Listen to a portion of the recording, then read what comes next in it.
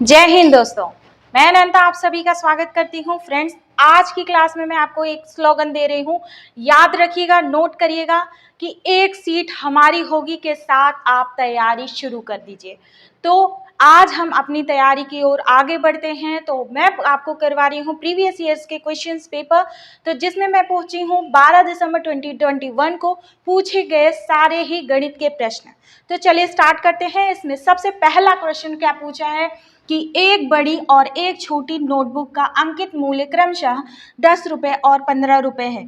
एक विद्यार्थी 5% की कुल छूट पर 5 दर्जन छोटी और 10 दर्जन बड़ी नोटबुक खरीदता है।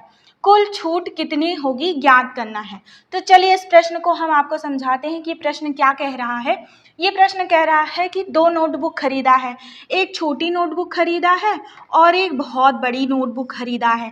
ठीक है, आप क्या कह रहा है कि नोटबुक छोटी खरीदा है, बड़ी खरीदा है, लेकिन जो ये नोटबुक खरीदा है छोटी वाली नोटबुक का जो कितने में खरीदा है, अंकित मूल्य छोटी वाली नोटबुक का 15 है। ठीक है, कितना है अंकित मूल्य इसका? 15 रुपये है।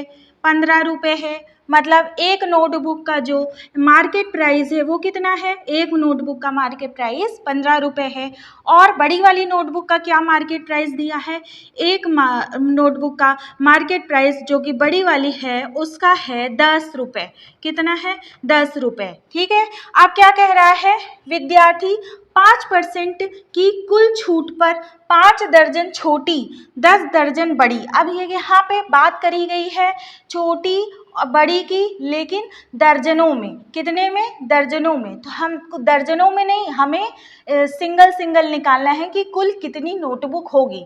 तो सबसे पहले देखेंगे कि जो छोटी वाली नोटबुक है वो दर्जन के हिसाब से कितनी है कुल।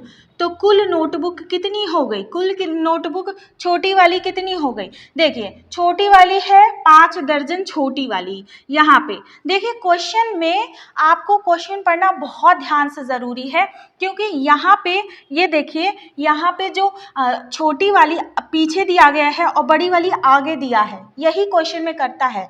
तो क्वेश्चन को आपको ध्यान से पढ़ना है। ज़्यादा टफ क्वेश्चन तो नहीं है ये, लेकिन यहाँ पे फ्लिप कर दिया है, इसलिए बच्चों का गलत हो जाता है। जैसे छोटी बाद में दिया गया है और बड़ी पहले दिया गया है पहले वाले स्टेटमेंट में, लेकिन दूसरे वाले स्टेटमेंट में क्या बोल रहा है? छोटी पहले दिया गया है, बड़ी बाद में दिया गया है। हमको इस बात को ध्यान देना है। तो हम क्या कर रहे हैं? हम छोटी वाली नोटबुक की कुल संख्या ज्ञात कर रहे हैं। तो छोटी वाली नोटबुक कितनी है? 5 दर्जन छोटी है। 5 दर्जन छोटी है, इसका मतलब ये हो जाएगा कि कुल नोटबुक कितनी हो जाएगी? एक दर्जन में क्या होता है? एक दर्जन में 12 की संख्या होती है ना, तो 12 गुणे 5, ठीक है, क्योंकि 5 दर्जन है। तो कुल छोटी वाली नोटबुक कितनी हो गई? 60 हो गई ना, 60 हो गई छोटी वाली नोटबुक। अब बड़ी वाली नोटबुक कितनी होगी? बड़ी वाली नोटबुक 10 दर्जन है। कितनी है? 10 दर्जन है। तो हम यहाँ पे 12 गुणे 10 करेंगे। ठीक है, हम एक एक छोटा आपको स्टेप सिखाएंगे यहाँ पे। क्योंकि यहाँ पे अगर मैं आपको डिटेल में सिखाती हूँ तो आप एग्जाम में कट कर लोगे खुद से भी। क्योंकि यहाँ पे अगर मैं कट कर दूँ तो क्या पता आपको कहीं पे कंफ्यूजन रह जाए। अब पता चल गया कि बड़ी नोटबुक इतनी है टोटल और छोटी नोटबुक इतनी है टोटल। ठीक है, अब क्या कह रहा है? अब कह रहा है कि जो एक नोटबुक है, मतलब बड़ी वाली जो एक नोटबुक है उसका दाम 10 रुपये है। मतलब कि जो बड़ी वाली है उसका मार्केट प्राइस 10 रुपये है। इसके हिसाब से 120 नोटबुक का मार्केट प्राइस क्या होगा? 120 नोटबुक का मार्केट प्राइस होगा 120 गुणे 10। कितना होगा? 120 गुणे 10।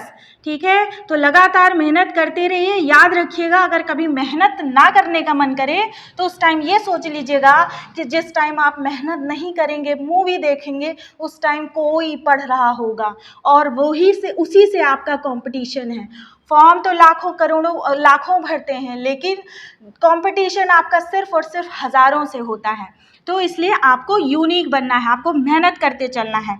यहाँ पे देखिए 15 रुपये पर नोटबुक का छोटे नोटबुक के हिसाब से है, तो आपको क्या करना है 60 मल्टीप्लाई 15 कर देना है, तो कितना आ जाएगा छोटी नोटबुक का 15 रुपये के हिसाब से कुल 60 जो छोटी नोटबुक है उसका कितना हो जाएगा 900 रुपये टोटल मार्केट प्राइस हो जाएगा। ठीक है, तो मार्केट प्राइस पे ही हमें क्या करना है, छूट निकालना है। और हमें पूछा क्या है, कुल छूट ही पूछा है। तो यहाँ पे देखिए टोटल जो मार्केट प्राइस होगा वो कितना होगा, टोटल मार्केट प्राइस हो जाएगा 1200 प्लस 900, कितना हो जाएगा 1200 प्लस 900, कितना आएगा यहाँ पे आ जाएगा 2100 आ गया टोटल मार्केट प्राइस। ठीक है, टोटल मार्केट प्राइस जब आ गया 2100, अब इसी पे हमें छूट निकालना है। कुल कितनी छूट है, 5% की छूट है। इसका मतलब कि कुल छूट बराबर क्या हो जाएगा, कुल छूट बराबर हो जाएगा 2100 मल्टीप्लाई 5। जिन्होंने पुराने वाले प्रीवियस ईयर्स क्वेश्चन पेपर नहीं सॉल्व किए हैं वो सॉल्व कर लें, क्योंकि मैंने उन सभी क्वेश्चन पेपर को अच्छे से सॉल्व कराए हैं। चलिए, तो 5 1 जा कितना होता है भाई, 5 2 जा 10, मतलब कुल छूट जो आया 105 रुपए की छूट आई। तो कौन सा ऑप्शन करेक्ट हो जाएगा, option number C is correct. ठीक है, तो ये क्वेश्चन देखिए देखने में तो बड़ा था, लेकिन अगर आपको शॉर्ट करना है तो आप एग्जाम में बड़े आराम से शॉर्ट कर सकते हैं यहाँ पे। ठीक है, इसको इस तरह से कर देंगे, फिर यहाँ पे इसको बाद में जोड़ देंगे। चलिए, प्रश्न नंबर 2 क्या कह रहा है, देखिए ये क्वेश्चन है आपका ट्रिग्नोमेट्री से, इट मीन्स आपको ट्रिग्नोमेट्री भी तैयार करना है। तो चलिए, प्रश्न नंबर 2 क्या पूछा है, यदि 2 cos theta is equals to √3 है तो cos theta multiply tan theta क्या होगा। अब यहाँ पे ये बहुत आसान क्वेश्चन है, कैसे करना है इसको, यहाँ से हम क्या करेंगे, सबसे पहले देखिए मैं आपको एक एक स्टेप क्लियर कराऊंगी। यहाँ पे भले ही मुझे थोड़ा सा स्टेप बढ़ा के लिखना पड़े, लेकिन मैं आपके साथ यहाँ पे आपका कॉन्सेप्ट क्लियर करूँगी। देखिए ये जो 2 है ना वो √3 के नीचे जाएगा क्रॉस मल्टीप्लिकेशन के हिसाब से। अब उसके बाद क्या होगा कि cos थीटा की वैल्यू हमें देखना है कि cos की ऐसी कौन सी वैल्यू है जो √3/2 होती है। ठीक है, तो cos थीटा की वैल्यू क्या होती है, cos 30 की वैल्यू क्या होती है, cos 30 की वैल्यू होती है √3/2। इट मीन्स इसका मतलब कि थीटा क्या होगा, थीटा की वैल्यू हो जाएगी, थीटा की वैल्यू 30 है। इसका मतलब यहाँ से हमें पता चल गया थीटा की वैल्यू 30 है। हम क्या करेंगे, इसी थीटा की वैल्यू को tan थीटा में रख देंगे और cos थीटा की वैल्यू हम अगेन नहीं निकालेंगे, क्योंकि यहाँ पे cos थीटा की वैल्यू दी गई है। क्या है cos थीटा की वैल्यू, √3/2। क्यों यहाँ पे मैंने √3/2 लिखा, क्योंकि अगर हम यहाँ पे थीटा की वैल्यू 30 निकाल रहे हैं और यहाँ पे cos 30 हो जाएगा तो √3/2 ही होगा। ठीक है, अब यहाँ पे tan 30 हुआ। ठीक है, कैसे हुआ tan 30, आप √3/2 मल्टीप्लाई tan 30 की वैल्यू क्या होती है, tan 30 की वैल्यू सारी वैल्यूज आपको याद करनी है। tan 30 की वैल्यू 1/√3 होती है। tan 60 की वैल्यू क्या होती है, tan 60 की वैल्यू √3 होती है। तो इसी तरह से जो चार्ट का जो टेबल है उसको आपको अच्छे से लर्न कर लेना है। ठीक है, अब क्या करना है, इसको ऊपर नीचे से कैंसिल कर देना है। क्या आ जाएगा आंसर, 1/2 आंसर आ जाएगा। ठीक है, अब यहाँ पे आप एग्जाम में शॉर्ट कर सकते हो। कैसे, यहाँ पे देखा थीटा है, अच्छा दिमाग यूज करिए, यहाँ पे √3/2 कर लीजिए दिमाग में। उसके बाद समझ जाइए कि यहाँ पे थीटा की क्या होगी, थीटा की वैल्यू क्या होगी 30। अच्छा थीटा 30, तो हमें क्या करना है, यहाँ पे tan 30 दिमाग में रख लेना है। ऐसे ही होता है, ज़बरदस्ती हमें एग्जाम में लिखना नहीं है, हमें एग्जाम में लिखने का इतना टाइम नहीं रहता। फिर हम tan 30 एज्यूम कर लेंगे, दिमाग में याद कर लेंगे, हाँ tan 30 हमें यहाँ रखना है, तो tan 30 की वैल्यू हम क्या करेंगे, डायरेक्ट वैल्यू रख देंगे, डायरेक्ट वैल्यू। बस हमें एग्जाम में इतना करना है। ठीक है, इतना करके ये निकालना है। ठीक, इसी से आप शॉर्ट कर सकते हैं। हर दिन एक नया लक्ष्य बनाओ और उसे पाने के लिए पूरी मेहनत से जुट जाओ। कहने का मतलब ये है कि आपको करना है सिलेबस देखना है और उन सिलेबस के एक एक टॉपिक को पर डे के हिसाब से सेलेक्ट करके टॉपिक तैयार करना है। जिस जिस तरह से अगर आप कोई मकान तैयार करते हो तो उसके लिए एक एक ईंटों को जुटाते हो तो बन जाता है आपका मकान।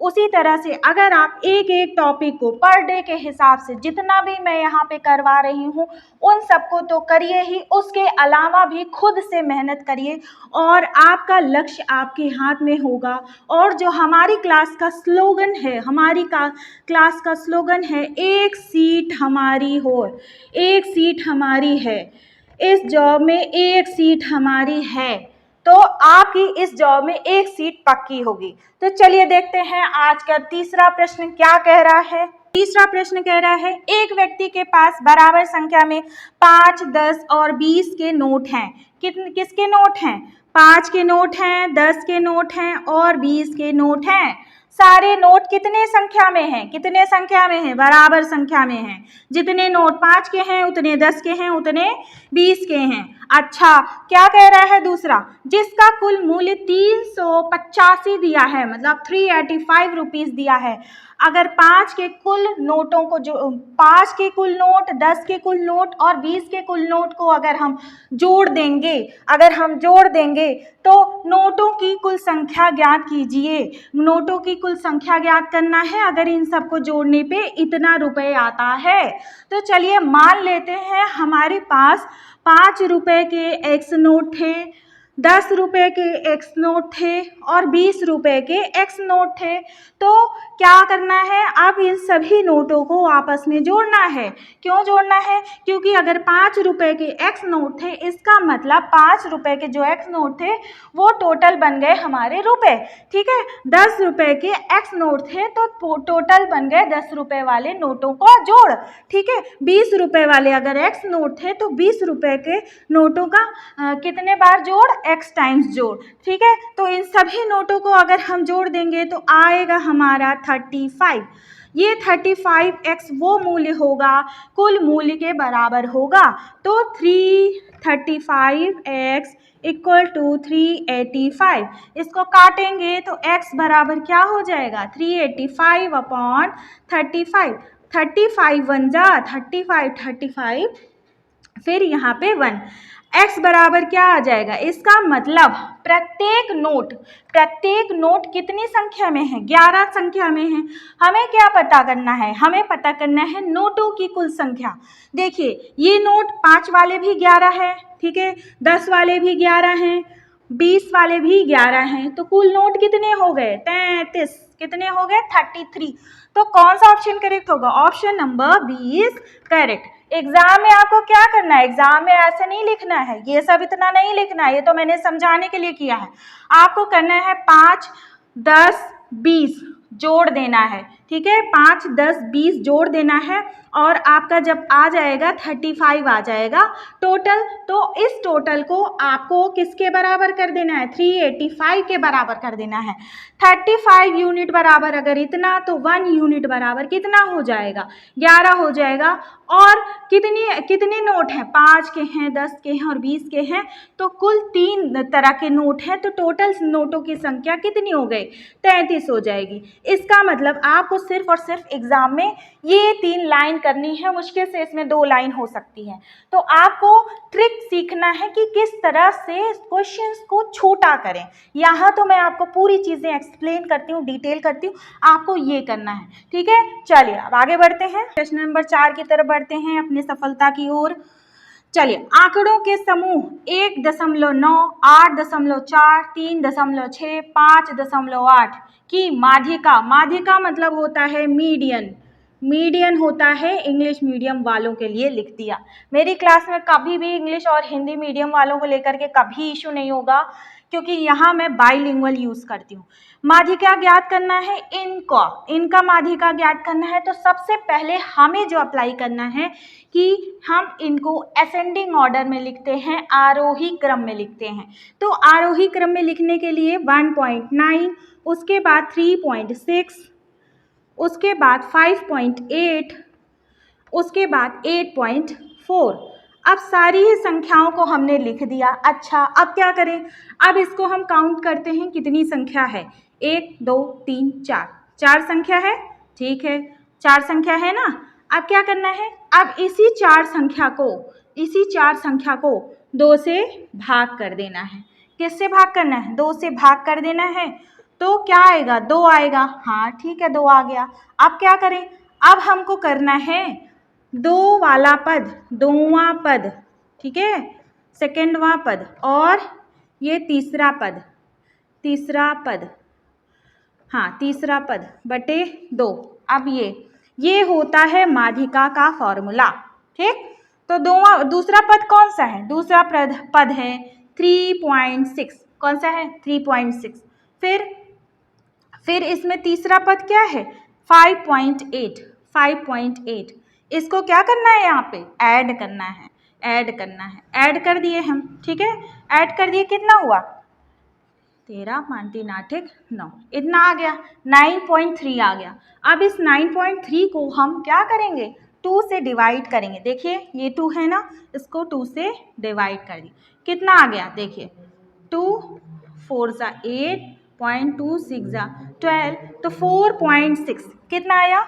4.6। यहाँ पे आपके आंसर में 4.7 आ रहा है। अब इसका भी मैं लॉजिक बताती हूँ क्यों आ रहा है। अगर हम इसको और भी काटेंगे तो यहाँ पे 5 आएगा, फिर उसके बाद फिर ऐसे बढ़ेगा। तो क्या होगा? आपको क्या करना है? इसको यहाँ पे एक राउंड ऑफ कर लेना है। तो राउंड ऑफ में क्या करना होता है? एक इंक्रीज कर लेना होता है।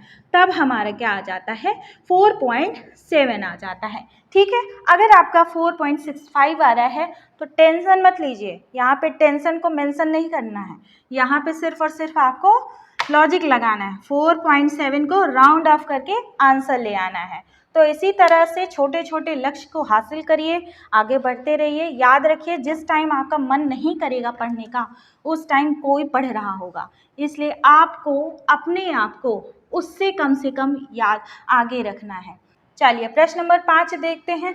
a-4 का होल क्यूब है का विचार करना है। हमें यहाँ पे कुछ भी नहीं करना है, हमें इसका फॉर्मूला लगा देना है। इसका फॉर्मूला क्या होता है? a-b का होल क्यूब। देखिए यहाँ पे मैं ना डिटेल में बताऊंगी। a cube minus b cube minus 3ab और a-b, ये होता है a-b का होल क्यूब। इसी पे हम इसको रखेंगे। कैसे रखेंगे? a-b की जगह 4 रख देंगे। अब क्या होगा? अब हमको इसी तरह से इसको एक्सपैंड कर लेना है। कैसे?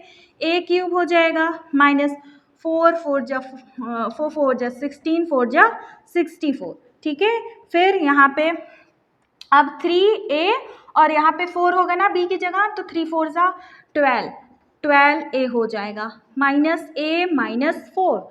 अब क्या करना है? अब इसको और सॉल्व कर लेना है। a cube minus 64। ये मत सोचिएगा कि ये क्वेश्चन इतना आसान है। कभी कभी आसान क्वेश्चन भी कठिन हो जाता है, एग्ज़ाम में हड़बड़ी में गलत हो जाता है, और आसान भी आता है। तो 12a² माइनस कितना होता है? प्लस होता है।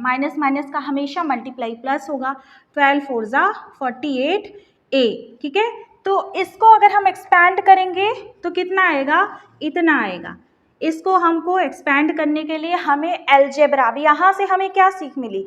यहाँ से हमें सीख मिली कि अलजेब्रा के जितने भी फॉर्मूले हैं आपको सारे ही फॉर्मूले रट लेने हैं। ठीक है, तो अगर आप फॉर्मूले रटे रहेंगे अलजेब्रा के, तो आपको अलजेब्रा के क्वेश्चन में आप फंसेंगे नहीं। तो यहाँ पे देखिए क्वेश्चन ही आ गया था। बहुत लोगों को, जिनको अगर अलजेब्रा का फॉर्मूला नहीं याद रहेगा ना, फिर यहाँ पे मिस्टेक हो जाएगा। और मैं बता दूँ, ऑप्शन में ऐसे ही था, सेम यही डिजिट थी, लेकिन प्लस माइनस प्लस का डिफरेंस था। तो अगर आपका फॉर्मूला रटा रहेगा तो माइनस प्लस में उतनी दिक्कत नहीं होगी। चलिए, अब ये मत सोचिए कि अभी आप तैयारी नहीं करेंगे। अभी बहुत सारे लोग सिर्फ और सिर्फ फॉर्म फिल कर रहे हैं। तो ये जानिए कि अगर भीड़ फॉर्म फिल कर रही है ना, तो भीड़ अगर आपको हौसला दे रही है तो भीड़ आपकी पहचान भी छीन लेगी। इसलिए अपने लक्ष्यों को खुद बनाइए और अपना समय अपने आप को दीजिए। चलिए आगे बढ़ते हैं प्रश्न नंबर 6 में। प्रश्न नंबर 6 क्या कह रहा है, चलिए देखते हैं। तो बी किसी कार्य को 50% हिस्से को 20 दिनों में पूरा करता है। मतलब बी कोई एक कार्य होगा, उसका आधा 20 दिनों में पूरा करता है और बी के साथ कार्य में शामिल हो जाता है। अब क्या को होता है, जब 50% काम मतलब आधा काम पूरा हो जाता है तब उसके साथ सी भी शामिल हो जाता है। अब शामिल हो जाता है तो शेष कार्य को दोनों मिलकर 4 दिनों में करते हैं। तो जो बचा आधा काम रहता है उसको दोनों मिलकर के 4 दिन में पूरा करते हैं। सी पूरे कार्य को अकेले कितने दिनों में करता है, तो ये पता करना है कि अगर सी उस पूरे कार्य को करे, यहाँ पे आधे कार्य की बात नहीं हो रही, पूरे कार्य को करे। क्वेश्चन हमें अच्छे से पढ़ना है, नहीं तो एग्जाम में गलत हो जाएगा। यहाँ पे हम अंडरलाइन कर लेते हैं। अभी अंडरलाइन क्यों किए हैं बताते हैं। देखिए सी पूरे कार्य को कितने दिनों में करेगा ये पता करना है। अब देखिए यहाँ पे क्या हो रहा है कि बी क्या कर रहा है, 20 दिनों में आधा कार्य कर रहा है ना, आधा कार्य कर रहा है 20 दिन में, ठीक है, आधा कार्य कर रहा है। अगर सी के साथ मिल जाता है, मतलब बी प्लस सी दोनों साथ में मिल जाते हैं तो 4 दिनों में पूरा करते हैं। तो 4 दिन लगते हैं दोनों को साथ में मिल करके आधा काम कंप्लीट करने में। आप देख लेते हैं वो जो आधा काम है वो कितना है ना, ये भी तो पता करना है। तो 20 और 4 का अगर हम एलसीएम लेंगे, चलिए हम सिखा दें, 4 5 20 1 यहाँ, तो 4 5 20 ही आएगा। तो मतलब 20 क्या हो गया, 20 हो गया आधा कार्य हो गया ना, 20 क्या हो गया आधा कार्य। अब इसी आधा कार्य को बी जो है 20 दिन में करता है ना। अच्छा, इसी आधा कार्य को 20 दिन में करता है तो एक दिन में इस आधा कार्य के कितने हिस्से को करेगा, एक दिन में एक हिस्से को करेगा, ठीक है। बी जो है आधे कार्य को इस 20 दिन में पूरा कर लेता है, मतलब 20 कार्य को 20 दिन में पूरा करता है। तो इसे अगर एक दिन में कितना कार्य करेगा इस आधा कार्य को करने के लिए, तो एक, ठीक। चलिए अब बी प्लस सी जो है, बी प्लस सी, यहाँ पे बी प्लस सी इसी आधा कार्य को जो आधा कार्य करते हैं तो उसमें एक दिन में उस आधा कार्य को कितना करते हैं, ठीक है, उस एक दिन में आधा कार्य का कितना हिस्सा करते हैं ये पता करना है। उस आधे कार्य का 5 हिस्सा कर लेते हैं, ठीक है, 5 हिस्सा कर लेते हैं। अब क्या है, अब यहाँ से हम पता कर लेंगे, इन दोनों इक्वेशन से पता कर लेंगे, सी अगर कार्य करता तो उस आधे हिस्से का कितना कार्य करता है एक दिन में। तो 5 माइनस 1 कितना हो गया, 4। इसका मतलब ये हुआ कि सी जो है उस आधे कार्य का एक दिन में 4 हिस्सा करता ना, उस आधे कार्य का एक दिन में 4 हिस्सा करता, ठीक है, 4वां हिस्सा करता। अब ठीक है, अगर ये आधे कार्य को, अब देख लेते हैं कि ये जो 20 जो आधा कार्य है वो जो है सी कितने दिनों में करता ना, आधा कार्य कितने दिनों में करता, 20/4 कितना हो गया, 5 दिन में करता ना, 5 दिन में आधा कार्य पूरा कंप्लीट करता ना सी। लेकिन इसमें क्या पूछा है, इसमें पूरा कार्य पूछा है, इसीलिए मैंने यहाँ पे अंडरलाइन किया। यहाँ पे आपने 5 देखा नहीं, अगर इधर ऑप्शन में 5 होता तो आप 5 ऑप्शन में टिक कर लेते। तो 5 नहीं टिक करना है, हमें क्या करना है, हमारा जो ये आधा कार्य था ना, हमको इसको पूरा डबल बनाना है। अगर हमने डबल बनाना है तो अगर 5 दूनी 10 हो गया, यहाँ पे भी 2 करेंगे ना, तो टोटल कितने दिन में पूरा करेगा, 10 दिन में ये सी पूरा काम करेगा, ठीक है। तो आई होप कि आपको ये समझ में आया होगा, या जैसे कॉन्सेप्ट वही लगा है, पूरे कार्य को एक दिन में कितना करता है ना, तो इसी तरह से यहाँ पे आधा कार्य जो है एक दिन में कितना करेगा ना, आधा कार्य ये एक दिन में कितना करेगा, सी आधा कार्य एक दिन में कितना करेगा, वही वाला कॉन्सेप्ट यहाँ पे लगाया है। अब इसको देखिए, बहुत सारे लोग होंगे पहले 50% हिस्से, देखिए बहुत सारे लोग होंगे बहुत लंबा प्रोसेस करेंगे, लंबा प्रोसेस मत करिएगा, सिर्फ और सिर्फ इसका इतना ही प्रोसेस करिएगा, ठीक है। चलिए क्लास को आगे बढ़ाते हैं, पर याद रखिएगा एक सीट हमारी है, हमेशा ध्यान रखिएगा एक सीट हमारी है। तो अब प्रश्न नंबर 7 क्या पूछा है, प्रश्न नंबर 7 पूछा है, यदि a + b + c = 6 है और a² + b² + c² = 14 है, तो ab + bc + ca का मान ज्ञात करना है। ये क्वेश्चन अगेन अलजेब्रा से आ गया है, तो आपको अलजेब्रा का फॉर्मूला रटा होना चाहिए। ये क्वेश्चन भी अलजेब्रा के फॉर्मूले पे है। क्या फॉर्मूला होता है? a plus B plus C का whole square is equal to A square plus B square plus C square. क्यों मैं लिखती हूँ फॉर्मूला? क्योंकि यहाँ पे आपका फॉर्मूला रिवाइज हो जाएगा। 2 इंटू ए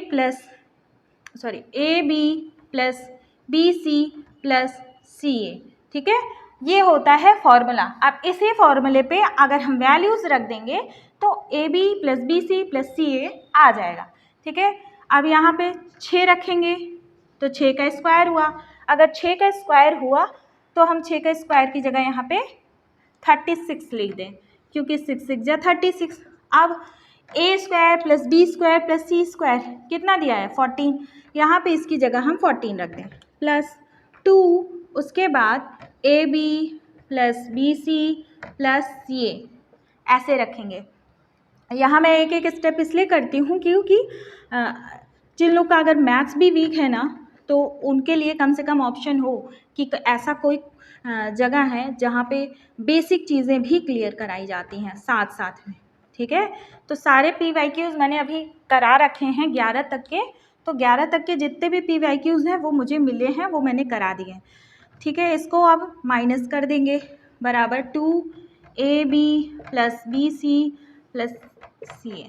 ठीक है, अब क्या होगा? 2 से 2 कैंसिल हो जाएगा, कितना आ जाएगा? आ जाएगा 11। इसका मतलब AB plus BC plus CA का जो भी वैल्यू आ रहा है वो 11 आ रहा है। ठीक है, तो मेहनत करते रहिए, अपने लक्ष्य का एक एक चैप्टर, एक एक पन्ना आपको खुद ही लिखना है। ठीक है, चलिए अब आगे बढ़ते हैं। प्रश्न नंबर 8 देखते हैं। प्रश्न नंबर 8, देखिए इतना बड़ा क्वेश्चन दे दिया है। अब इसको क्या करेंगे? बहुत सारे लोग लगेंगे प्लस करने माइनस करने, लेकिन इसमें इतना करना ही नहीं है।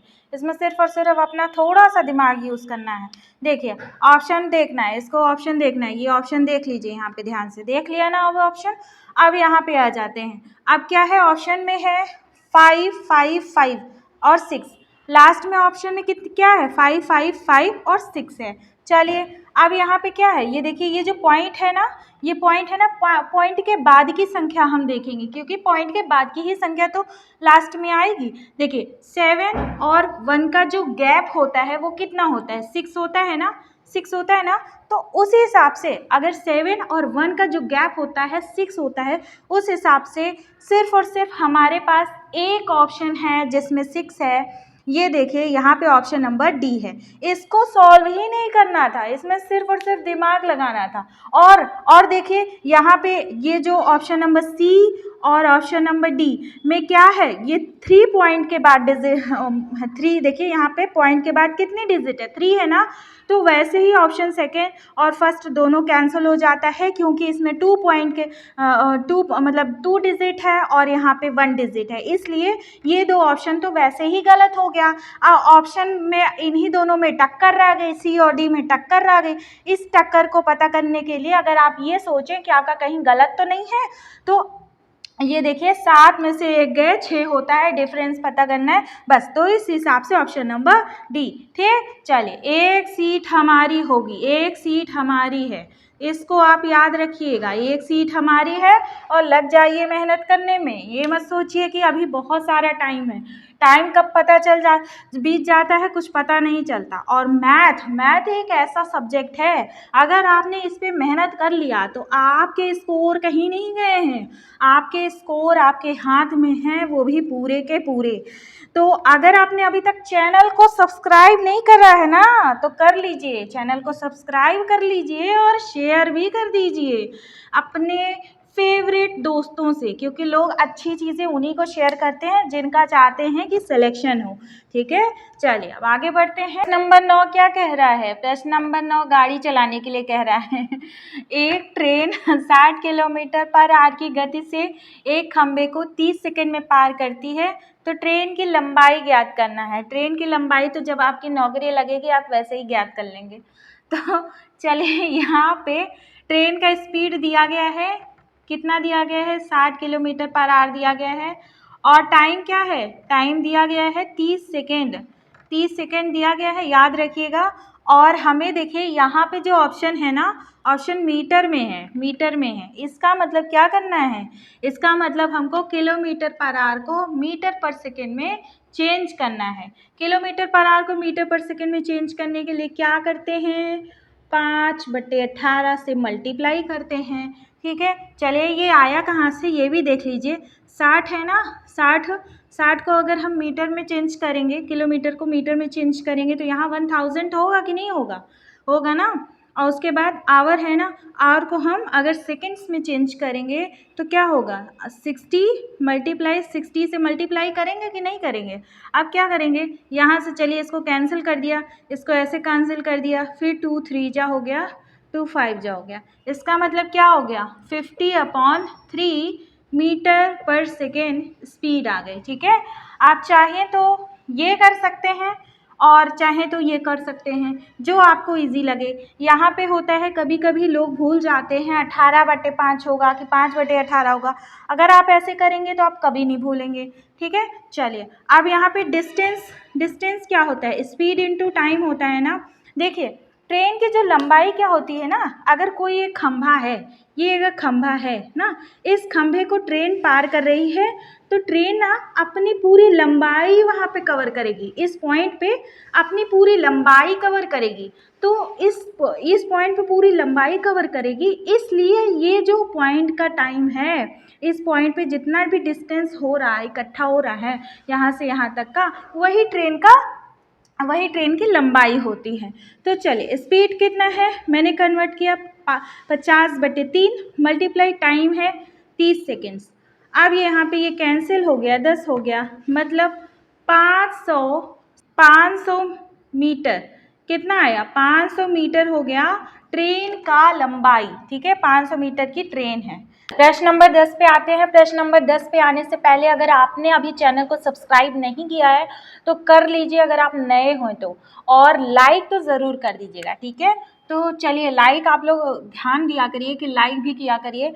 यहाँ पे कह रहा है क्वेश्चन कि एक मानचित्र पर 1 सेंटीमीटर बराबर 18.5 किलोमीटर का माप खींचा जाता है। स्थान ए और बी के बीच की दूरी अगर 22.25 सेंटीमीटर है तो किलोमीटर में वास्तविक दूरी पता करनी है, क्या होगा। देखिए यहाँ पे क्या है, इमेजिनेशन पे बात हो रही है। क्या बात हो रही है, कोई पॉइंट ए है, कोई पॉइंट बी है। देखिए समझाना मेरा काम है इसलिए मैं समझाऊंगी। तो इन दोनों के बीच की दूरी कितनी दी गई है, 22.25। और ध्यान देना है दूरी यहाँ पे सेंटीमीटर में दी गई, दूरी सेंटीमीटर में दी गई, लेकिन दूरी सेंटीमीटर में होती तो है नहीं, हमें पूछा है दूरी और किस में पूछा है, किलोमीटर में पूछा है ना। तो यहाँ क्वेश्चन में क्या दिया गया, 1 सेंटीमीटर बराबर 18.5 किलोमीटर। ठीक, अब हमको पता चल गया। अब हम क्या करेंगे, अब हम इसको कन्वर्ट करेंगे। इसका मतलब 22.25 सेंटीमीटर बराबर हो जाएगा 22.25 मल्टीप्लाई 18.5 सेंटीमीटर। अगर हम इसका मल्टीप्लाई कर लें तो इसका मल्टीप्लाई करने के बाद जो आंसर आएगा वो option number A is correct. ठीक है, तो ऑप्शन नंबर ए करेक्ट होगा और ये मल्टीप्लाई करना ही पड़ेगा, इसमें कोई आपको ऑप्शन नहीं मिलने वाला। हाँ, एक चीज़ आप अप्लाई कर सकते हैं। देखिए 25 पंचे 125 होता है ना, तो लास्ट में जिसके 25 आएगा ना वही होगा, या तो ए होगा या तो बी होगा, इन दोनों में से एक ही होगा। और अब देखिए यहाँ पे आपको क्या करना है, यहाँ पे आपको सॉल्व करके देखना ही पड़ेगा। ठीक है, चलिए अब आगे बढ़ते हैं। चलिए प्रश्न नंबर 11 देखने से पहले हम एक बार फिर अपने आप को ठानते हैं कि एक सीट इस रेलवे में हमारी होगी। दोस्तों याद रखिए, हवाओं ने हमें रोकने की बहुत कोशिश की, हवाओं ने हमें रोकने की बहुत कोशिश की, पर मैं वो परिंदा निकला जिसने हवाओं से भी ऊंची उड़ान भरी। तो मैं वो परिंदा निकला जिसने हवाओं से ऊंची उड़ान भरी। कहने का मतलब ये है, अगर आपको आपके आसपास कोई भी ये कहता है कि इसमें तो गणित आता है, तुम्हारा गणित तो कमजोर है, लेकिन लेकिन लेकिन आप ही हमेशा ये याद रखिएगा कि कमजोर उसने कहा कैसे, मुझे उस पे जोर डालना है। गणित ही एक ऐसा सब्जेक्ट है कि आपको नंबर गेन करा सकता है, पूरे में पूरा नंबर ला सकते हैं, नौकरी दिला सकता है, और एक सीट हमारी होगी, एक सीट हमारी होगी दोस्तों, एक सीट हमारी होगी।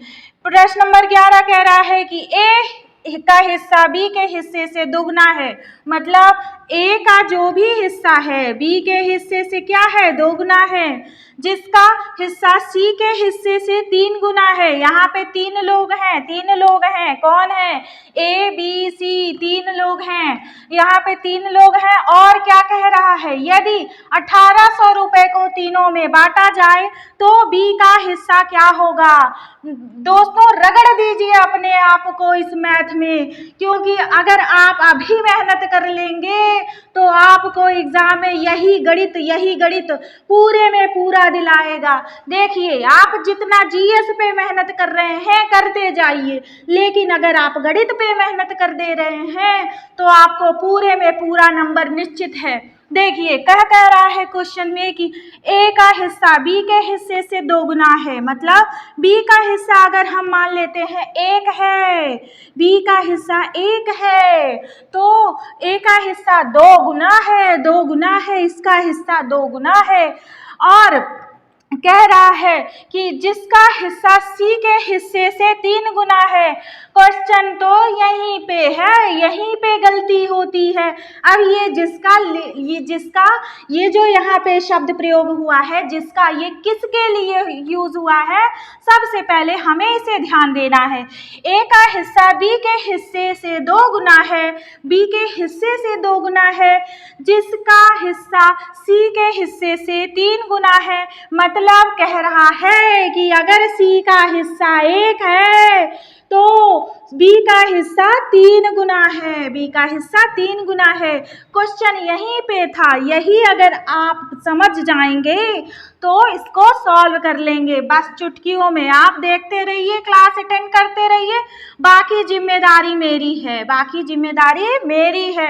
अब क्या करना है, अब हमको यहाँ पे ए बी सी में रेशियो बनाना है। रेशियो क्यों बनाना जरूरी है, अरे भाई जो रेशियो है, जिस हिस्से में रेशियो रहेगा उसी हिस्से में तो पैसा बटेगा।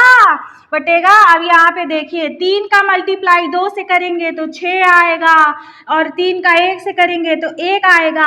अब क्या करेंगे, अब इसके 1 को इससे करेंगे तो 3 ही आएगा, लेकिन हम बार बार नहीं लिखेंगे, हम 1 को 1 से मल्टीप्लाई करेंगे। तो अब क्या बना, रेशियो। अब रेशियो बन गया 6 3 1, ठीक है, बन गया 6 3 1। पढ़ते जाइए आप, तो बस ध्यान से पढ़ते जाइए, आगे बढ़ते जाइए।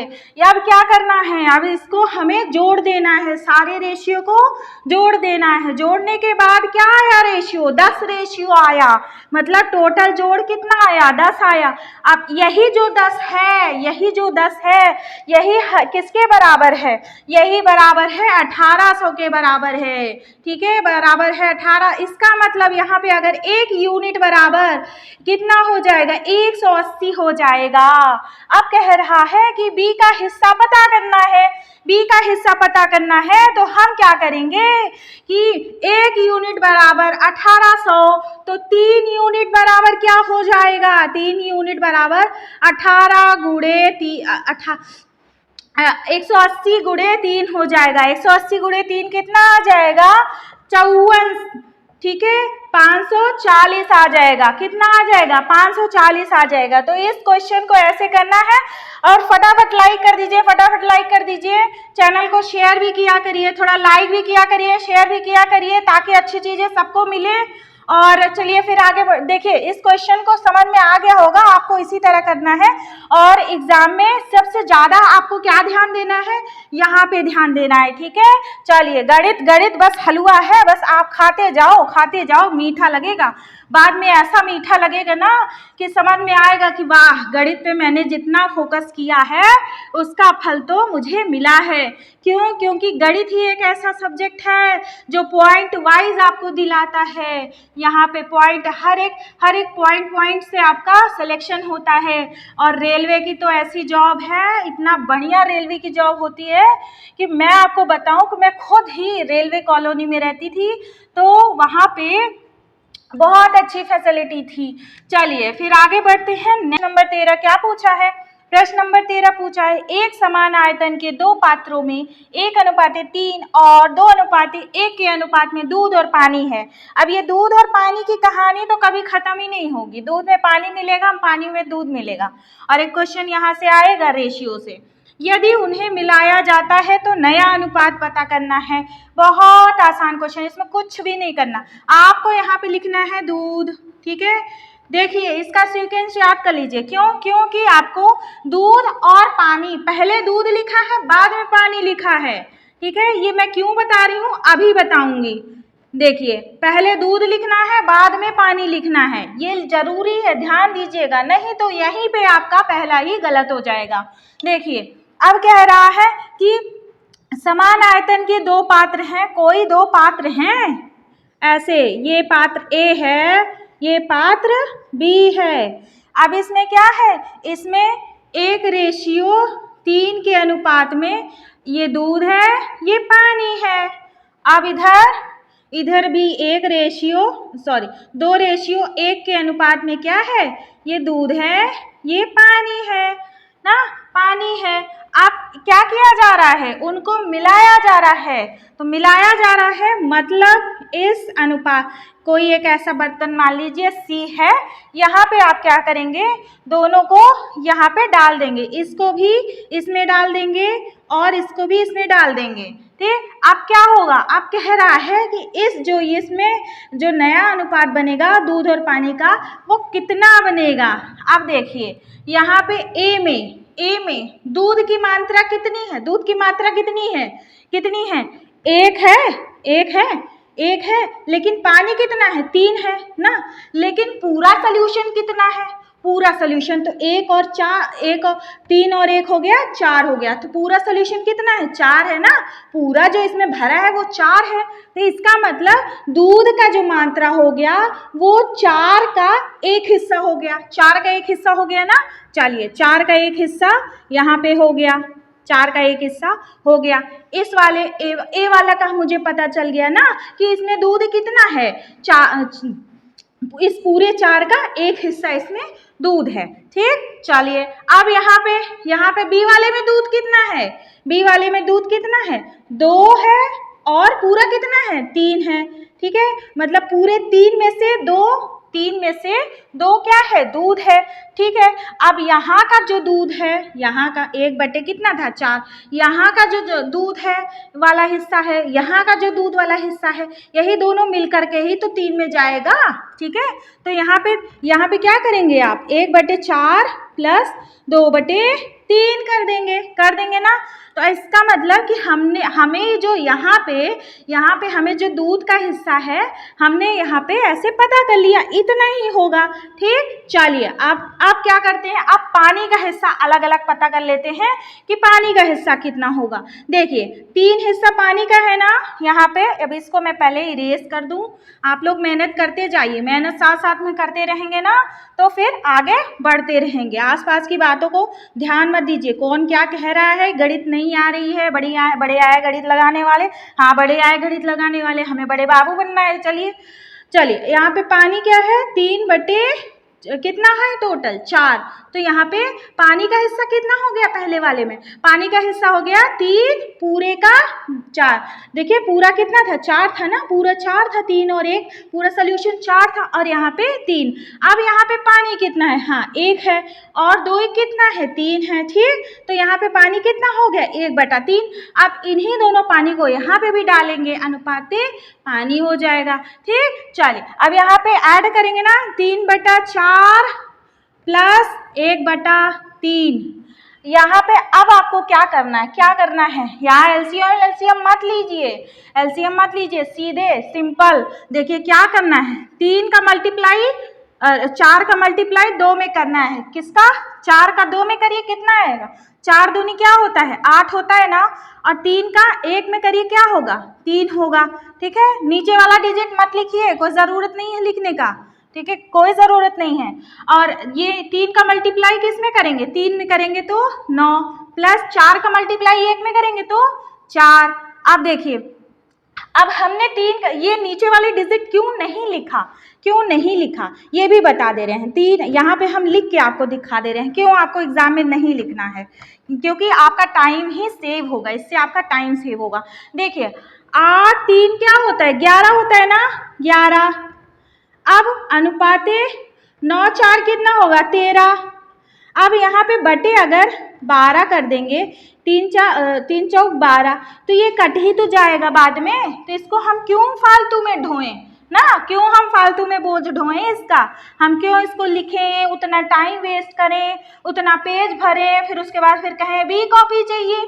नहीं, हमें ऐसा नहीं करना है, हमें शॉर्ट में करना है। ठीक, तो ऐसे ही आपको करना है। तो क्या ऑप्शन आ जाएगा? 11 अनुपाते 13 आ जाएगा। तो कौन सा ऑप्शन करेक्ट है? देखिए 11 अनुपाते 13 करेक्ट है, ऑप्शन नंबर ए करेक्ट है। देखिए लेकिन आपको बहुत ध्यान से करना होगा। क्यों? क्योंकि देखिए यहाँ पे जो ऑप्शन नंबर बी है वो 13 अनुपाते 11 है भी लिखा है।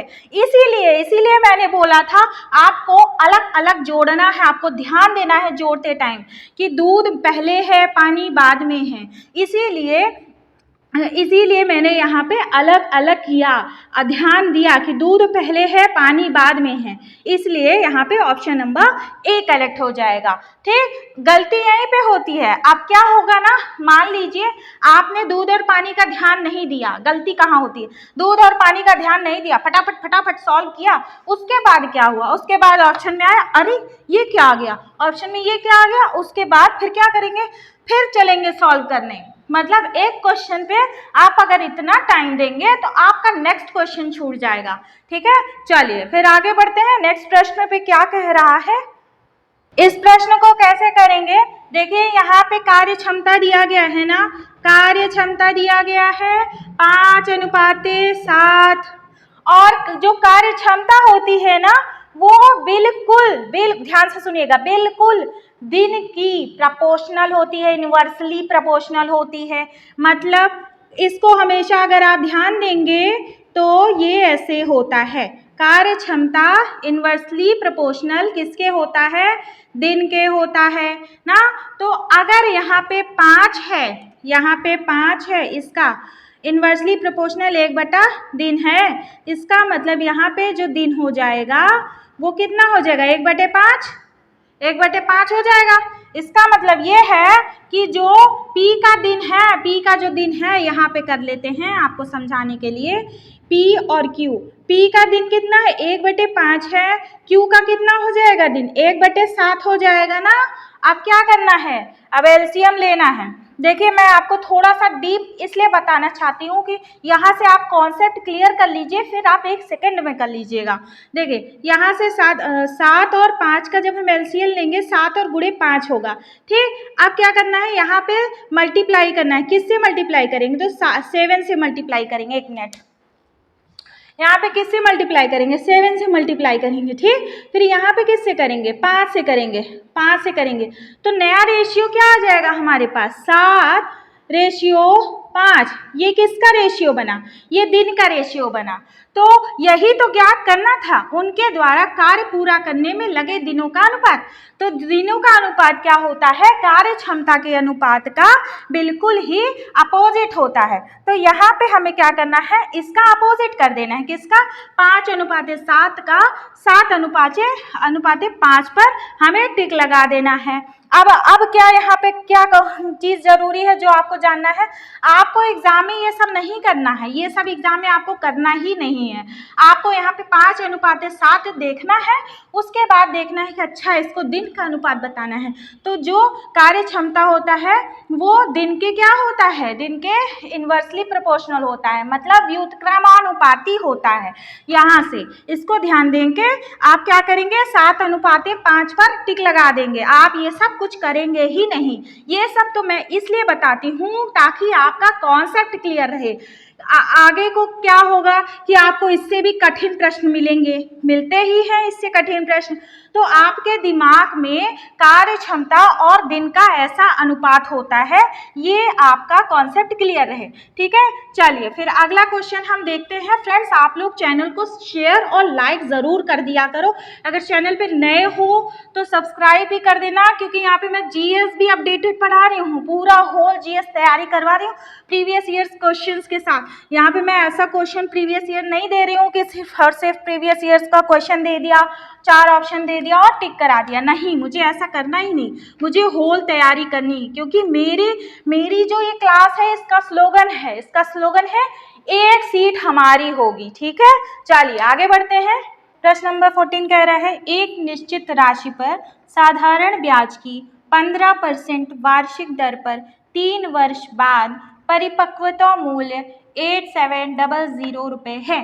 ठीक है, तो मूलधन ज्ञात करना है। क्या करना है? मूलधन ज्ञात करना है, प्रिंसिपल ज्ञात करना है, अमाउंट दिया गया है, अमाउंट दिया है 8700 और क्या है? रेट दिया गया है 15%। हम सब इसलिए लिख रहे हैं ताकि आपको अच्छे से डीपली एक्सप्लेन कर सकें। और यहाँ पे टाइम दिया गया है 3 साल। आपको एग्जाम में इतना लिखना नहीं है, आपको सिर्फ और सिर्फ सॉल्व करना है। क्या कह रहा है? साधारण ब्याज की दर पे परसेंट इतना है ब्याज दर और 3 वर्ष है और उसका क्या है? अमाउंट इतना है, तो मूलधन पता करना है। हम जानते हैं, हम क्या जानते हैं? Simple interest. सिंपल इंटरेस्ट बराबर क्या होता है? जो अमाउंट होता है माइनस प्रिंसिपल। ठीक, चलिए अब हमें प्रिंसिपल तो पता नहीं है, ना तो सिंपल इंटरेस्ट पता है, तो हमें क्या करना है? हमें सिर्फ और सिर्फ अमाउंट यहाँ पे लिख देना है, अमाउंट लिख देना है माइनस पी। ये हो गया सिंपल इंटरेस्ट। और एक चीज़ हम जानते हैं, सिंपल इंटरेस्ट का फॉर्मूला क्या होता है? PRT/100, मतलब प्रिंसिपल, रेट और टाइम। तो ये हो गया। अब हम सिंपल इंटरेस्ट जो यहाँ पे है ना, यहाँ पे जो है ये चीज़ लिख देंगे। ये जो चीज़ है ना, ये इस इक्वेशन को यहाँ पे ऐसे रख देंगे सिंपल इंटरेस्ट की जगह। अब P रेट कितना है? रेट 15% है ना, 15%। टाइम कितना है? 3 है बटे 100। अब क्या करेंगे? अब इसको सॉल्व करेंगे। क्या करेंगे? सॉल्व करेंगे। 5 3 ज़ा 15, 5 2 ज़ा 10। अब नहीं कटेगा। अब क्या करना है? अब हमें मल्टीप्लाई करना है। 8700 multiply 20 minus 20p is equal to 3 3 ज़ा 9p। अब क्या होगा? अब इसको मल्टीप्लाई कर लेते हैं, देखते हैं क्या आता है। 7 2 ज़ा 14, 1 8 2 ज़ा 16, 1 17, 0 0 और 3 बार 0। ठीक, चलिए माइनस। अब हम क्या करेंगे ना, माइनस नहीं करेंगे, अब हम इक्वल टू लगा देंगे। p को ही उधर लेते जाते हैं। जब उधर लेते जाते हैं तो अब यहाँ पे जो माइनस था वो प्लस हो जाएगा, 9p हो जाएगा। ठीक है, 20p प्लस 9p बराबर क्या हो जाएगा? बराबर हो जाएगा 29p। तो हम यहाँ पे इकट्ठे इसको लिख दें 29p। लिख दिया 29p। अब क्या करेंगे? अब इस 29p को इससे डिवाइड करेंगे, तो 174,000.29। अब किससे कटेगा? 9, हाँ 9 3 नहीं 9 4 9 5 जा 9, इससे कटेगा, मतलब 5 से कटेगा। तो अगर 29 मल्टीप्लाई 5 करेंगे तो 174 आएगा और 000। कैसे आता है? कैसे आपको चेक करना है कि कौन वाले से डिवाइड होगा? अब यहाँ पे आपको क्या करना है? लास्ट वाला डिजिट देखना है, 4 है ना, और यहाँ पे लास्ट वाला डिजिट देखना है, 9 है। तो 9 की टेबल में कौन सा ऐसा डिजिट आ रहा है जिसके लास्ट में 4 आ रहा है? तो क्या हो गया? 9 5 जा क्या होता है? 54 होता है ना, तो 54 होता है। यहाँ का 4 हम क्या करेंगे? 54 का 4 हम ले लेंगे। इसका मतलब कि ये जो पूरी डिजिट होगी वो 5 से कटेगी। ठीक है, चलिए अब 5 से कटेगी और एक बार क्या करेंगे, जब हम जान जाएंगे 5 से कटेगी तो यहाँ पे हम ऐसे 5 से मल्टीप्लाई कर लेंगे तो आ जाएगा। तो कौन सा ऑप्शन करेक्ट हो गया? ऑप्शन नंबर आपका ए इज करेक्ट हो गया। ठीक है, तो इसको इसी तरह से सॉल्व करना है, लेकिन आपको एग्जाम में इतना बड़ा नहीं करना है। आपको एग्जाम में सिर्फ और सिर्फ इतनी जो वैल्यू है ना, इसको लिख के सॉल्व करनी है। इसको लिख करके तो आप सॉल्व कर ही सकते हैं ना, ज़रूरी नहीं कि आप यहाँ भी लिखो फिर इसको भी लिखो। ये सब तो मैंने आपको समझाने के लिए किया है, क्योंकि आपका बेस क्लियर करना है ना। मुझे यहाँ पे अगर मैं आई हूँ तो आपका बेस क्लियर करना है। आप मेरी क्लास में आए हो, आप ध्यान दियोगे। मेरे चैनल का नाम क्या है? फतेह अनंता एकेडमी। मेरा नाम वैसे अनंता है, फतेह नहीं है, लेकिन यहाँ पे हम लोगों को क्या करना है, आप लोगों को क्या करना है, सबको क्या करना है, अपने माता पिता का नाम फतेह करना है। तो हम इसी मेन पर्पज से इस चैनल को बनाए कि हम सबको क्या करना है, बच्चों को माता पिता के नाम को रोशन करना है, फतेह करना है। इसलिए इस चैनल का नाम ही मैंने फतेह रख दिया। तो आपका मेन उद्देश्य क्या है? मेन उद्देश्य यही है कि लक्ष्य को हासिल करके माँ बाप का नाम फतेह करना। ठीक, चलिए नंबर 15 क्या कह रहा है? प्रश्न नंबर 15 देखिए, ये इतना बड़ा सा है और इसका मान ज्ञात करना है। नॉर्मली क्या करते हैं बच्चे, चलते हैं इसको फॉर्मूला पूरा सॉल्व करने लगते हैं, लेकिन आपको इस क्वेश्चन को स्पेशल तरीके से करना है। कैसे करना है? देखिए, आपको ये डिजिट पूरी संख्या ये आपको क्या मिल रही है कि इसमें सेम है ना, फिर यही है, फिर ये है, फिर ये, फिर ये ऐसे। तो हम क्या करेंगे, इस डिजिट को 525 को हम ए सोच लेंगे कि हाँ ये ए है, ठीक है। इसको सोच लेंगे कि ये बी है, 252 को, ठीक, सोच लिया ना। अब यहाँ पे मैं आपको करके दिखाती हूँ आपके लिए। ए प्लस बी हो गया, ए प्लस बी का होल स्क्वायर माइनस ए माइनस बी का होल स्क्वायर अपॉन ए इंटू बी, ठीक। ए मल्टीप्लाई बी हो गया। अब कौन इतना लिखेगा, इसको आपने सॉल्व कर लिया। लेकिन अब यहाँ पे आपको क्या करना है, अब आपको फॉर्मूला लगाना है अलजेब्रा का फॉर्मूला लगाना है। तो इसको ओपन करना है, इसको ओपन करना है। ओपन करने पे क्या होगा, A square plus B square plus 2ab, ठीक है, माइनस अब यहाँ पे A square plus B square, यहाँ माइनस है, माइनस 2ab। लेकिन अब क्या करेंगे, हम जो है हम इसको आपको सॉल्व करके दिखाते हैं। ये ब्रैकेट हम हटाएंगे, ब्रैकेट हटा दिए, ठीक। जब ब्रैकेट हटता है ना तो क्या होगा, ये जो प्लस का साइन है वो माइनस हो जाएगा। प्लस का साइन क्या होता है, माइनस होता है। तो यहाँ पे हो गया माइनस, और माइनस का साइन क्या होगा, प्लस हो जाएगा। तो प्लस हो जाएगा क्योंकि ये माइनस का भी मल्टीप्लाई अंदर होता है, ठीक है। चलिए, अब यहाँ पे ए बी अपॉन में है ही। अब क्या करना है, अब हमें देख के काट देना है। देखिए, ए और ये कट गया, प्लस माइनस था, ये कट गया। यहाँ क्या बचा, 2ab 4ab upon A B से ए बी क्या हो गया, कैंसिल हो गया ना। क्या आया ऑप्शन में, क्या आंसर आया, 4 आया। तो यहाँ पे ऑप्शन नंबर 4 आ जाएगा, ठीक है। देखिए, ये इसको हम इतने बड़े को ना सॉल्व करके हम क्या करेंगे, सिर्फ और सिर्फ इसके फॉर्मूले को ध्यान में रख करके ये करेंगे, ठीक है। ये नहीं कि बस 5 to 5 रखते जा रहे हैं, सॉल्व करते जा रहे हैं, तो फिर उस टाइम करते रहिए, कौन मना कर रहा है। लेकिन एग्ज़ाम में है कि एग्ज़ाम में करेंगे तो कोई मना तो करेगा नहीं, लेकिन फिर भी आपका क्या होगा, टाइम वेस्ट हो जाएगा पूरा का पूरा। आपको टाइम ही तो सेव करना है। और है माइनस मार्किंग है, और क्वेश्चन भी वही टिक लगाना है, आंसर भी वही टिक लगाना है जो आपको आता है। ये नहीं कि मैंने इतने सारे क्वेश्चन कर दिए, नहीं, जो क्वेश्चन आ रहे हैं सिर्फ उन्हीं को टिक लगाइए। इसलिए कह रही हूँ क्योंकि सफल छात्रों का यही मूल मंत्र होता है, जो क्वेश्चन आ रहा है उसको टिक लगाइए, जो नहीं आ रहा है, जो डाउट में है उसको मत लगाइए। नहीं तो आपका क्या होगा, आपके जो आने वाले क्वेश्चंस हैं उसमें से घट जाएगा। हमें उसमें से तो नहीं घटाना है ना, हमें उतना तो सिक्योर करके ही रखना है ना, हमें जॉब लेना है, ठीक है।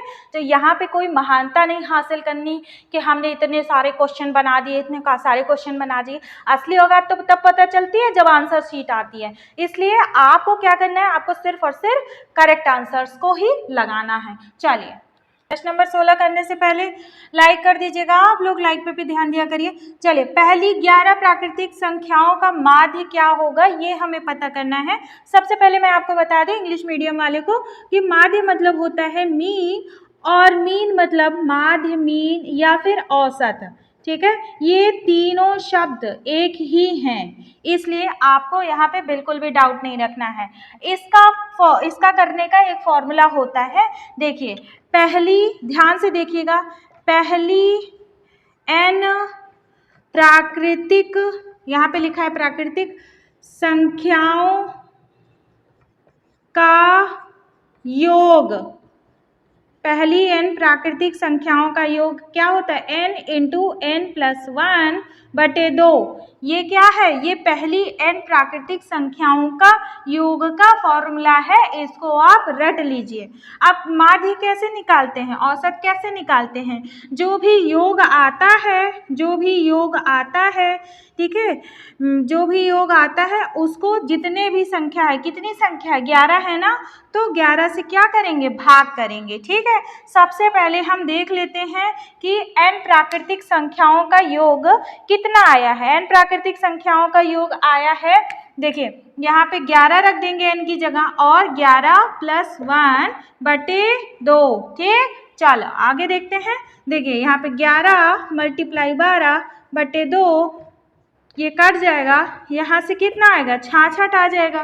ठीक है, अगर आप ये फॉर्मूला नहीं याद करेंगे तो आपको 1 से 11 तक की जितनी भी संख्याएं हैं उन सबको जोड़ना होगा। ठीक है, तो वहाँ से भी आप जोड़ के कर सकते हैं। चलिए यहाँ पे 66 हो गया, अब 66 को हम रखेंगे योग में, योग बटे कितनी संख्या है, टोटल 11 है, कितनी हो गई, तो 6 आया। कौन सा ऑप्शन करेक्ट है, option number B is correct. तो मैथ बहुत आसान है, मैथ आपको क्या करना है, मैथ आपको सिर्फ और सिर्फ डेली प्रैक्टिस करना है।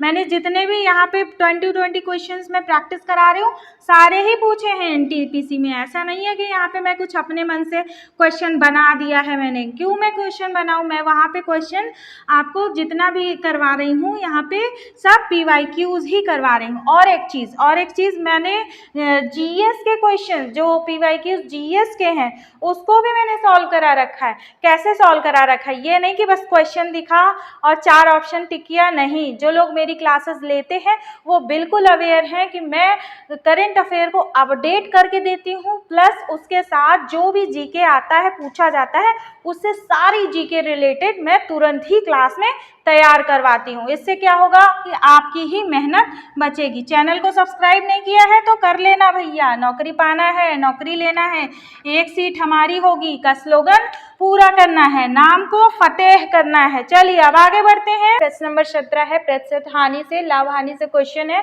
तो सबसे पहले मैं आपको बता दूं, कल को आसान बनाने के लिए आज तो मेहनत करनी होगी, कल को आसान बनाने के लिए आज तो मेहनत करनी होगी, नारे लगाना होगा कि एक सीट हमारी होगी। चलिए एक सीट हमारी होगी। क्वेश्चन नंबर 17 कह रहा है कि एक वस्तु को 1235 रुपए में बेचने पर 5% की हानि होती है, 10% का लाभ प्राप्त करने के लिए इसे किस मूल्य पर बेचा जाना चाहिए, मतलब सेलिंग प्राइस पूछ रहा है। चलिए इस क्वेश्चन को कैसे करना है ये हम आपको बताते हैं। बहुत आसान है, मैथ ऐसे चुटकियों में आप कर लेंगे, कुछ भी नहीं है मैथ में। देखिए यहाँ पे एक वस्तु का जो कि बेचने का मूल्य कितना दिया गया है, बेचने का मूल्य दिया गया है, सेलिंग प्राइस दिया गया है 1 2 3 5 दिया गया है ना, दिया गया है, और कह रहा है कि 5% की हानि हुई है। इसका मतलब कोई वस्तु जिसका कॉस्ट प्राइस 100 रुपये रहा होगा, ऐसे हम मान लेते हैं, उसको जब हानि पर बेचा होगा तो 95 रुपये में बेचा होगा ना, 95 रुपये में बेचा होगा क्योंकि 5% की हानि हुई है।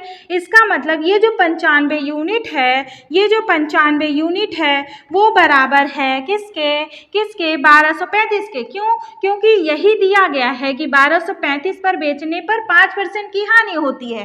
अब यहाँ से हम मानते हैं किसी भी चीज़ को, अगर उसको 100 मान ले तो हमारा काम आसान हो जाता है ना। 100 अगर CP है तो कितना उसको हानि होगी, 100 का 5% हानि होगी ना, तो 5% हानि हो गई तो 95 रुपये उसका सेलिंग प्राइस हो गया। अब ये सेलिंग प्राइस बराबर कितना हो जाएगा, इतने रुपए के, मतलब 95 यूनिट बराबर इतना, तो 1 यूनिट बराबर क्या हो जाएगा, 1 यूनिट बराबर हो जाएगा 1235 बटे 95। चलिए अब यहाँ तक कर लिया आपने। अब क्या कह रहा है, अब कह रहा है कि 10% का लाभ प्राप्त करने के लिए अगर 10% का लाभ हमें प्राप्त करना है, मतलब कि उसी सामान पे वही कॉस्ट प्राइस जो है, वही क्रय मूल्य पर अगर हमें 10% लाभ प्राप्त करना है, क्रय मूल्य अगेन वही है और उस पर 10% का लाभ प्राप्त करना है, तो सेलिंग प्राइस क्या हो जाएगी, 110 हो जाएगी। 110 हो जाएगी सेलिंग प्राइस। तो हमें वही पता करना है कि अगर हमें 10% लाभ प्राप्त करना है तो कितने रुपए में बेचे कि 10% लाभ हो। ठीक, तो चलिए, अगर 1 यूनिट बराबर इतना रुपए हो जा रहा है तो 110 यूनिट बराबर क्या हो जाएगा, 110 यूनिट बराबर क्या हो जाएगा, 1235 अपॉन 95 मल्टीप्लाई 110। इसको सॉल्व करेंगे। चलिए, 19 जब आ जाएगा उसके बाद ये 6 बार और ये 5 बार।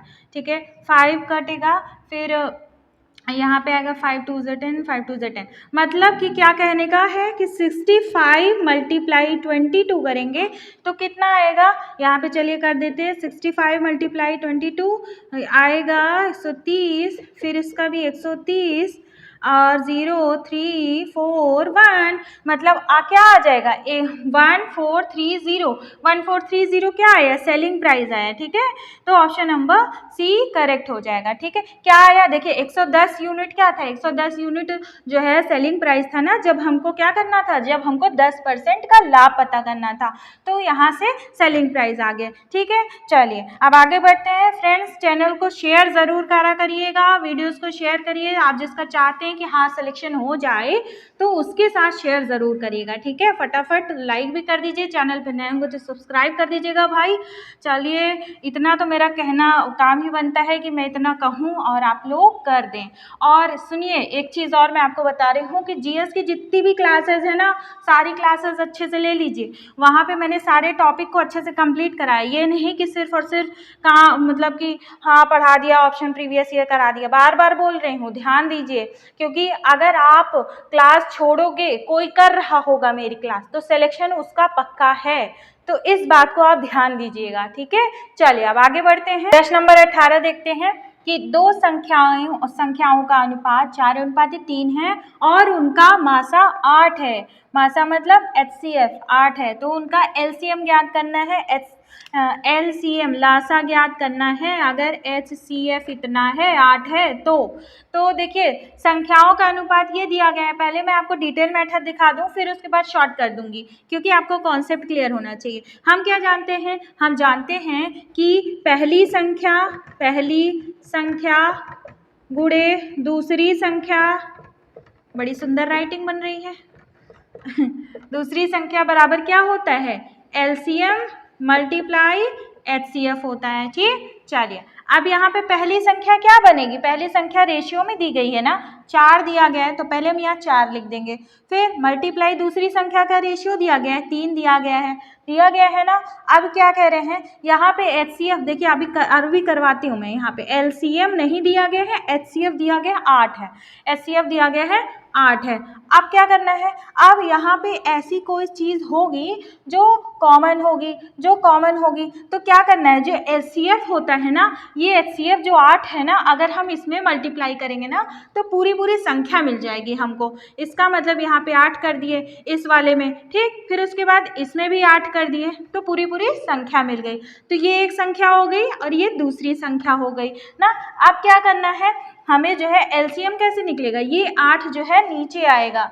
जब ये 8 नीचे आएगा तो क्या हो जाएगा, ऐसे यहाँ पे 8 आ गया नीचे, 8 से 8 कैंसिल हो जाएगा, बच जाएगा हमारा LCM कितना आया, LCM आ जाएगा, ये देखिए आ जाएगा 3 4 12, 12 मल्टीप्लाई 8 बराबर 96 आ जाएगा। तो कौन सा ऑप्शन करेक्ट हो जाएगा, बी ऑप्शन करेक्ट हो जाएगा। देखिए ये तो मैंने आपको कॉन्सेप्ट के लिए बता दिया, लेकिन आप एग्जाम में ऐसे मत करिएगा, आपको क्या करना है एग्जाम में, सिर्फ ये वाला जो 8 है ना, ये 8 को क्या करना है, यहाँ पे 3 4 12 कर देना है और यहाँ पे 8 मल्टीप्लाई कर देना है तो आपका क्या आ जाएगा, एलसीएम आ जाएगा। बस कितना आसान था, आपको इतना करने की ज़रूरत ही नहीं पड़ेगी। ठीक है, चलिए देखिए 3 × 4 × 8 कर देंगे तो आपका आंसर आ जाएगा एलसीएम वाला। हमेशा इसी तरह से करना है, आपको इसमें टाइम भी बचाना है। ठीक है, चैनल को फटाफट शेयर कर दीजिए, फटाफट शेयर कर दीजिए, लाइक भी कर दीजिएगा और चैनल पे नए हो तो सब्सक्राइब कर दीजिएगा, नौकरी चाहिए तो। 19 क्वेश्चन नंबर क्या कह रहा है, 19 क्वेश्चन नंबर से पहले मैं आपको याद दिलाती हूँ कि सफलता उन्हीं की होती है जो अपने आप को रगड़ते दे हैं।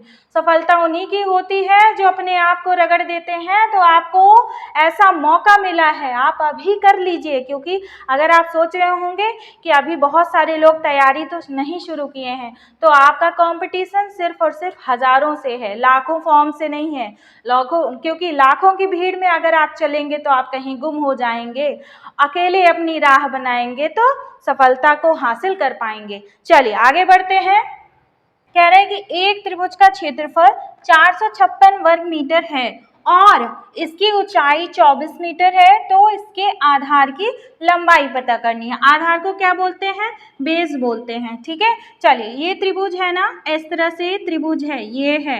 अब यहाँ पे क्या होगा, यहाँ पे इसका हाइट, यहाँ पे हाइट दिया गया है, कितना है, 24 मीटर है और यहाँ पे क्षेत्रफल कितना दिया गया है, 456। जैसा कि हम जानते हैं area of triangle, area of triangle कितना होता है, 1/2 इंटू आधार गुणे ऊंचाई। ठीक है, यहाँ पे हम वैल्यू पुट करेंगे, कहाँ से, ये देखिए क्षेत्रफल दिया गया है 456 बराबर 1/2, बेस तो पूछना है और क्या है, ऊंचाई दिया गया है 24। अब क्या करेंगे, इसको काटेंगे, यहाँ पे ये 12 आया और इसको काटेंगे तो यहाँ पे 12 3 जा और 8 जा 96। हाँ, बेस कितना आ गया, बेस आ जाएगा 38 मीटर क्या हो जाएगा, बेस हो जाएगा। तो कौन सा ऑप्शन करेक्ट हो जाएगा, option number D is correct. चलिए प्रश्न नंबर 20 क्या कह रहा है, प्रश्न नंबर 20 आज का अंतिम क्वेश्चन है। इससे पहले मैं आपको एक बात और बताना चाहूंगी कि सिर्फ खड़े रहने से, पानी देखने से नदी पार नहीं होती,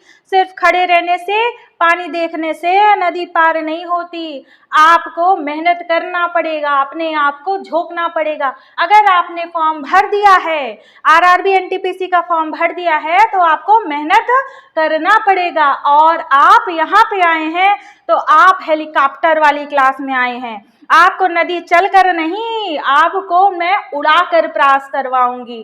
तो चलिए आपकी हेलीकॉप्टर वाली क्लास है। तो चलिए क्वेश्चन नंबर 20 क्या कह रहा है, क्वेश्चन नंबर 20 कह रहा है, देखिए मैं इस तरह से क्यों बोलती हूँ, ताकि आपको मोटिवेट रख सकूँ, आप मोटिवेटेड रहें। ठीक है, तो यहाँ पे क्वेश्चन कह रहा है समलंब का क्षेत्रफल 18 वर्ग सेंटीमीटर दिया है, इसकी ऊंचाई और आधार क्रमशः ऊंचाई दी गई है 3 और आधार 5 है। इसके आधार से समानांतर भुजा की लंबाई ज्ञात कीजिए। देखिए समलंब का मतलब होता है ट्रेपीजियम, तो हम यहाँ पे बना लेते हैं ट्रेपीजियम, बना लिया ना ट्रेपीजियम। और ट्रेपीजियम समलंब का जो फॉर्मूला होता है क्षेत्रफल का, क्या होता है, समलंब के क्षेत्रफल का फॉर्मूला होता है 1/2 और ये जो आपस की समानांतर साइड्स हैं, साइड 1 प्लस साइड 2, ठीक है, दोनों को जोड़ गुणे यहाँ पे हाइट, इसकी जितनी ऊंचाई होगी, ठीक है। क्या करेंगे, अब इस क्वेश्चन में ये सारे वैल्यूज को हम रख देंगे, सारे मान को। यहाँ पे जो समलंब का क्षेत्रफल है कितना दिया गया है, 18 दिया गया है, तो 18 रख दिए बराबर 1/2। यहाँ पे साइड 1 कितनी दी गई है, साइड 1 दी गई है, एक मिनट, साइड 1 दी गई है, यहाँ पे कितना दिया गया है, 5 दिया गया है, 5 रख दिए और साइड 2 गुणे हाइट मतलब ऊंचाई कितना दिया गया है, 3 सेंटीमीटर दिया, यहाँ पे 3 रख देंगे। उसके बाद क्या होगा, अब हम ये 3 6 काटेंगे, 2 6 12 बराबर 5 प्लस और साइड 2 क्या है, साइड 2 ये वाला साइड 2 है ना, ये साइड 1 है, बराबर साइड 2 क्या हो जाएगा, साइड 2 हो जाएगा 12 - 5 बराबर 7। ठीक, जो कौन सा आंसर करेक्ट हो जाएगा, option number D is correct. तो इसी के साथ आज की क्लास तो समाप्त होती है, लेकिन इससे पहले मैं आपको बता दूं कि मैंने जीएस की क्लासेस जो ले रखी है, प्रीवियस ईयर्स के क्वेश्चंस के साथ साथ अपडेटेड करंट अफेयर है, उसमें वाकई में बल्क में कंटेंट है। मतलब वो चीजें हैं जो एग्जाम के पर्सपेक्टिव से इंपॉर्टेंट है और बिल्कुल भी टाइम पास नहीं किया गया है। मेरी क्लास में तो बिल्कुल भी टाइम पास नहीं होता, क्योंकि मेरी क्लास है हेलीकॉप्टर वाली क्लास। ठीक है, तो चलिए फिर फटाफट चैनल को शेयर कर दीजिए, लाइक कर दीजिए, सब्सक्राइब कर दीजिए। फिर मिलते हैं नेक्स्ट क्लास में। पढ़ते रहिए, आगे बढ़ते रहिए। जय हिंद।